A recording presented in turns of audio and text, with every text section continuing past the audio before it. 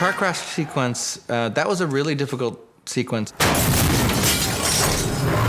because the initial car crash happens and then everything from that moment on is slow motion, including the wonderful shots of Pitt rolling around on the glass and smacking his face against the windshield and so forth, and how the cars come rolling towards the camera and all those wonderful shots. So it was difficult because, one, the edit was constantly evolving, and secondly, it was difficult to sort of sustain the sound because the images were moving so slowly. I have a machine where I can put sounds into it and play them on a keyboard, and if you play them lower down on the octaves, it'll slow them down. And so I ended up slowing down a lot of metal recordings and getting this low, elongated texture.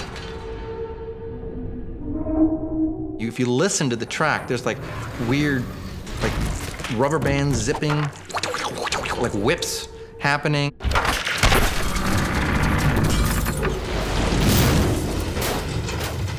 And just strange noises that are happening, rocks.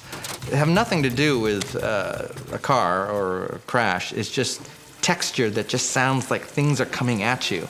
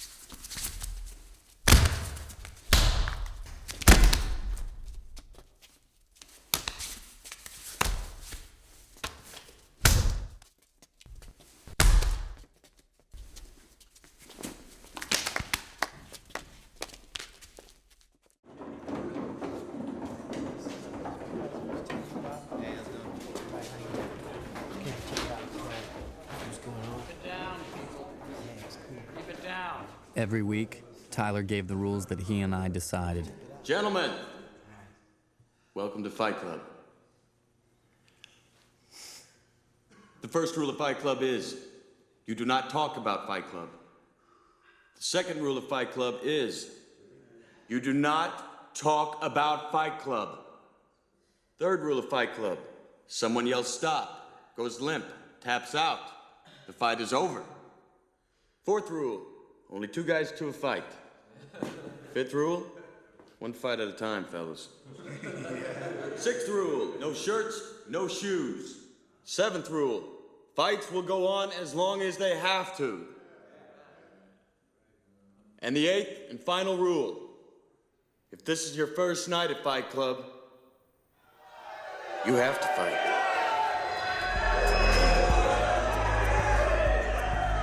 This kid from work, Ricky, couldn't remember whether you ordered pens with blue ink or black.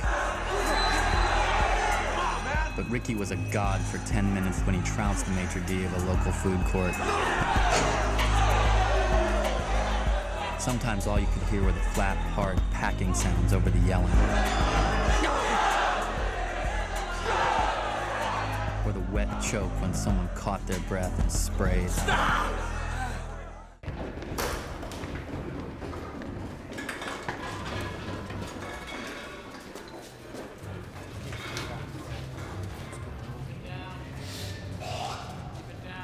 Every week, Tyler gave the rules that he and I decided. Gentlemen, welcome to Fight Club.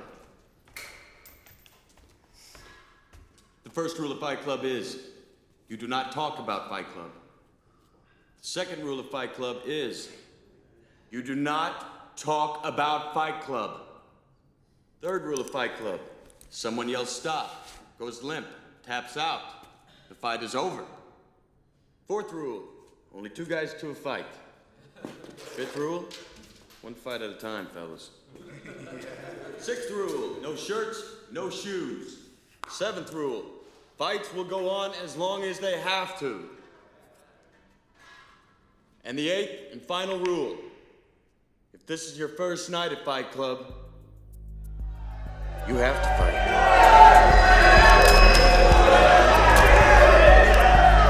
This kid from work, Ricky, couldn't remember whether you ordered pens with blue ink or black. But Ricky was a god for 10 minutes when he trounced the maitre d' of a local food court. Sometimes all you could hear were the flat, hard packing sounds over the yelling. Or the wet choke when someone caught their breath and sprayed. We just got really kind of crazy with all the props and recorded all these sounds. And so you'll hear, for example, Welcome to Fight Club. And you can hear all these guys coming down. You'll hear people spitting and kicking cans over.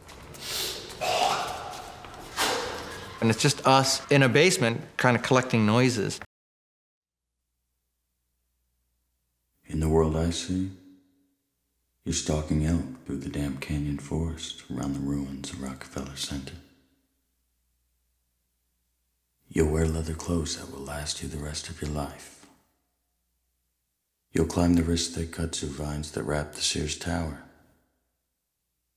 And when you look down, you'll see tiny figures pounding corn, laying strips of venison in the empty carpool lane of some abandoned superhighway.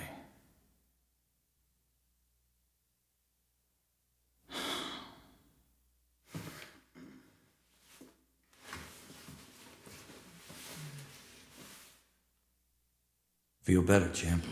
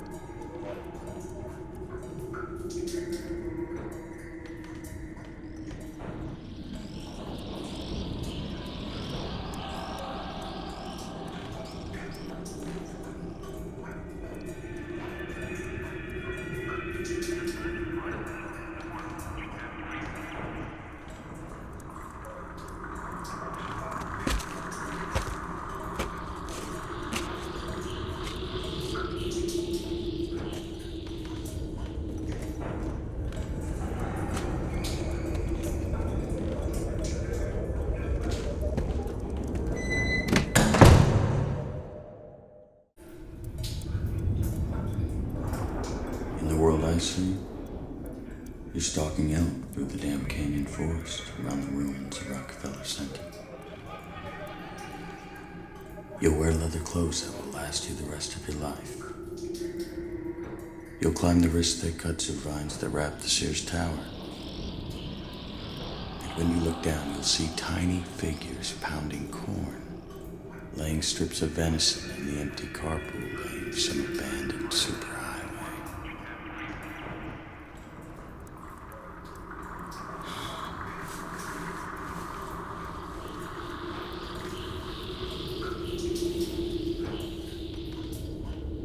Feel better, champ.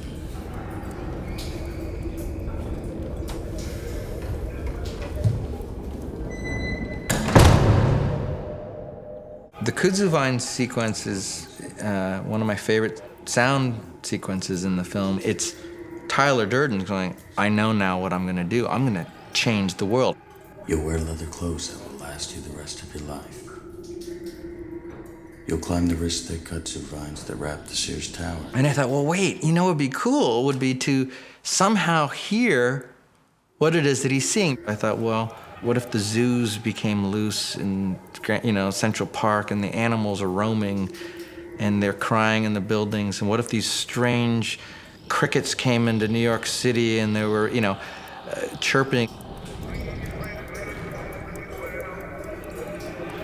I found these old recordings, the tape loops, the strange tape loops from old recordings that I had that I didn't even know what it was. It was like some weird string instrument backwards that was a ruler banging, just strange noises. And it started to kind of transform itself.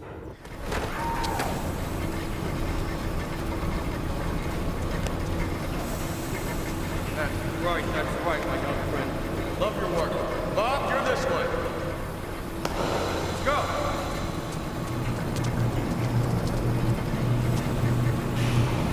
Hey!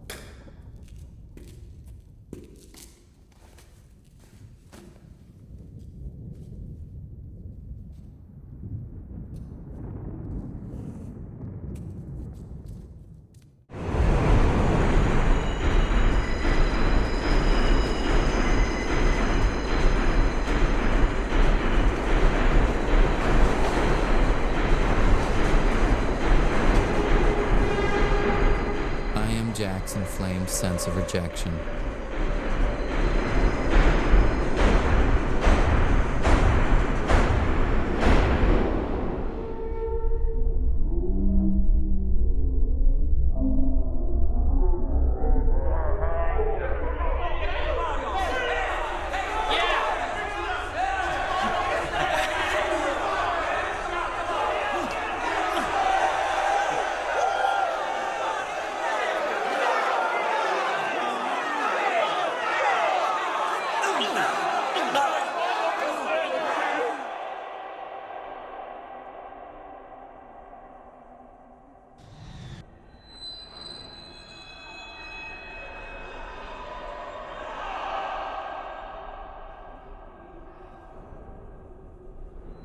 I felt like putting a bullet between the eyes of every panda that wouldn't screw to save its species.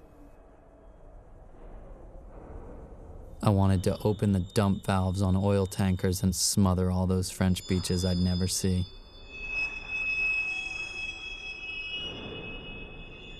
I wanted to breathe smoke.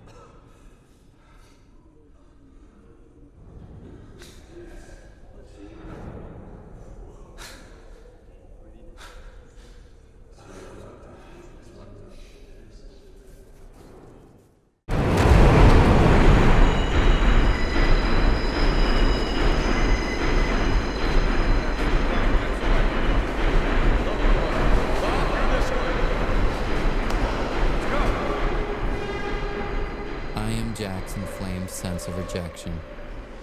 Hey!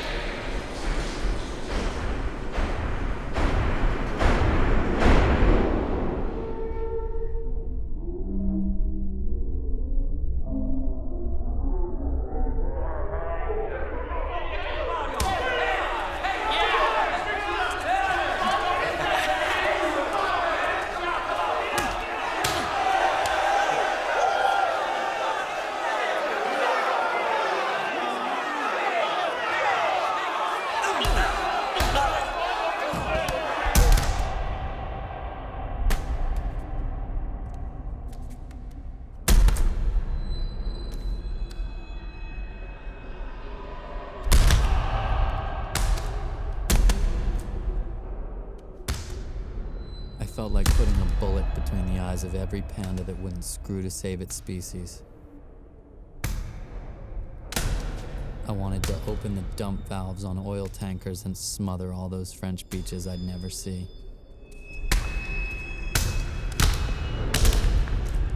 I wanted to breathe smoke.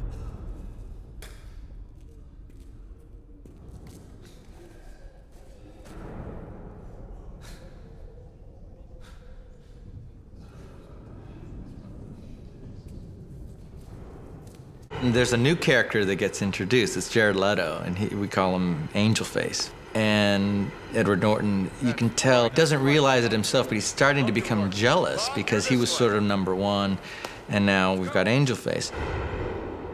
I am Jack's inflamed sense of rejection. I introduced this pulse, and it builds, and it builds, and it builds.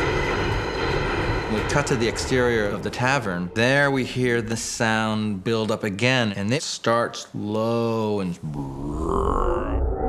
it speeds up.